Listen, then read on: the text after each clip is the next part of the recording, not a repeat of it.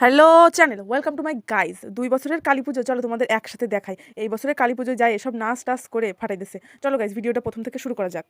সেই যে সকাল 11টার সময় কলেজে গেছি গাইজ, এই যে বিকাল হয়ে গেল, এখন আমি বাড়ি যেতে পারিনি।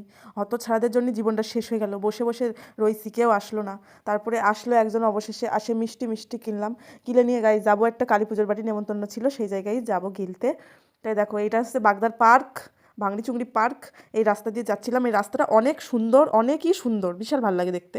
তো এবার দেখো আমাদের ছোট কুটনিটা চলে আসলো। এবার আমরা যাবো একে একে। আরে দেখো ভূত দেখে ফেলাইছে।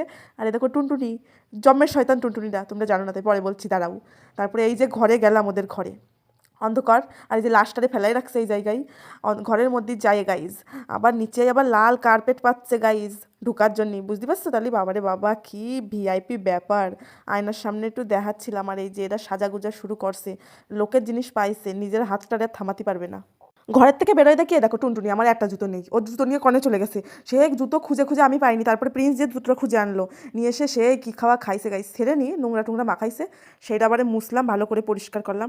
তারপরে একটু গুছাই গাছাই দিল, সবাই গুছাই গাছাই নিলাম, নিয়ে নিজের থোবরাখানা দেখাচ্ছিলাম। আরেকজনের সহ্য হয়নি, ফোনটা দেশে ফেলায় উল্টে। আর এই যে মিষ্টি দেখে আর লোভ সামলাতে পারিনি, ভাই পুজো বাড়ি দিবি একটু রাখ। মিষ্টিটা নিল গাইস, তোমাদের আগের বছরের ভিডিওটাও আমি দিচ্ছি, আগের বছরেও মিষ্টি দেখে কেউ লোভ সামলাতে পারিনি। ঠাকুরের পুজোয় যাবে তাও ওখান থেকে বার করে নিয়েছে গাইজ। আমি তো খাবোই না, আমার জোর জবস্তি করে দিয়েছে, তো আমি পিঠে খাচ্ছিলাম, পিঠের সাথে একটা মিষ্টি খেলাম গাইজ। আর এই দেখো নাচবে বলে অন্ধকারের মধ্যে দৌড়াচ্ছে, ফুলঝুরির মতো এক দৌড় দিচ্ছে, ও নাচবে। সেই যাই দেখি বক্স টক্স নিয়ে ঠাকুর নিয়ে বাড়ি চলে গেছে। তারপরে আর কি, রাস্তার ধারে দাঁড়ায় এই যে চাটনিটা খাইছিলাম গাইজ, দিয়ে নিয়ে রে আমি খাইছিলাম একা একা। তারপরে আমরা চলে আসলাম এদের বাড়িতে গাইজ। আর এই দেখো বাক্সর ওপরে উঠে পড়ছে ঠেলে, উঠে ওই জায়গায় নাচা শুরু করছে। তারপরে একটু ছাদে চলে আসলাম রকির সাথে দেখা করতে। এই যে আগের বছর একটু ছোটো ছিল, আবার একটু বড় হয়ে গেছে, পুরো শিয়ার লাগছে একদম, ঘোরাঘুরি করছিল, হেব্বি ভালো হইতি জানো না তাই তোমরা। তারপরে একটু ভাজাভুজি খাইয়ে নিলাম বসে বসে। তারপরে এই জায়গায় দেখো এই নাচছিল, একটু গান। সত্যি কথা বলছি, এরা পারে না এমন কিছু নেই, ডুয়েট নাচ করছে, দুজনে একটু গানটা শোনো।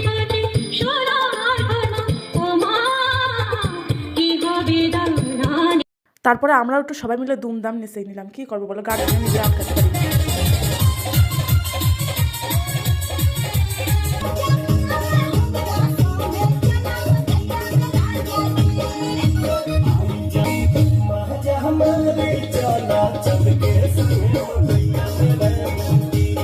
এবার তো তাও ভদ্রভাবে নেচেছে, আগের বারের ভিডিওটা গাইজ আমি না দিয়ে থাকতেই পারলাম না।